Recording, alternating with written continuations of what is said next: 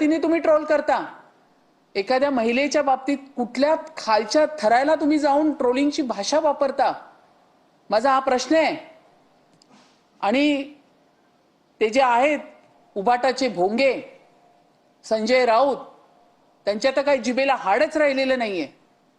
भाषा काय बोलण्याची काय पद्धत एका महिलेच्या बाबतीत तुम्ही बोलताय त्याला काय वाटतं तुम्हाला ज्यावेळी तुम्हाला ईडी लागली तुमच्या मिसेसवरती आलं तुमच्या मुलींवरती आलं तेव्हा तुम्ही उफाळून बाहेर आलात तेव्हा तुम्हाला कळतात तुमच्या घरात पण आया बहिणी आहेत आणि तुम्ही एखाद्या महिलेच्या बाबतीत अशा पद्धतीचं स्टेटमेंट देता जे त्यांनी आता दिलं। मला बोलताना पण लाज वाटते कारण मी एका चांगल्या घरातली बाई आहे सुशिक्षित घरातली चांगल्या खानदानी घरातली महिला आहे मी त्यांना काय उरलं नसेल पण आम्हाला आजही मर्यादा आहेत बोलण्याच्या तर अशा पद्धतीचं स्टेटमेंट त्याचा मी पूर्ण निषेध करते। या ठिकाणी खरात सारख्या माणसाबरोबर इतक्या मोठ्या व्यक्तींना अशा पद्धतीने जी त्या पद्धतीने प्रेझेंट केलंय अरे त्या खरातला तर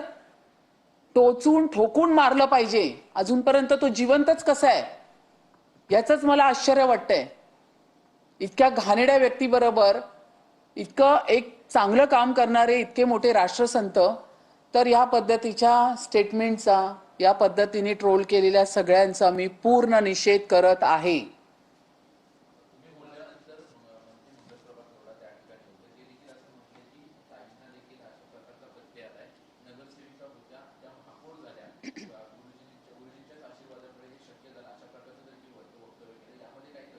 नाही या ठिकाणी मला माझं तिकीट त्यानंतर महापौरपदी बसवणारे आमचे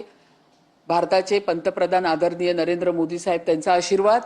आणि या ठिकाणी आमच्या महाराष्ट्राचे आमच्या लाडक्या बहिणींचे लाडके भाऊ देवा भाऊ आदरणीय मुख्यमंत्री देवेंद्र फडणवीस साहेब यांच्याच आशीर्वादाने मी या ठिकाणी महापौरपदी बसलेली आहे आणि माझ्या कर्तृत्वाने मी बसलेली आहे। माझे कष्ट आहेत माझी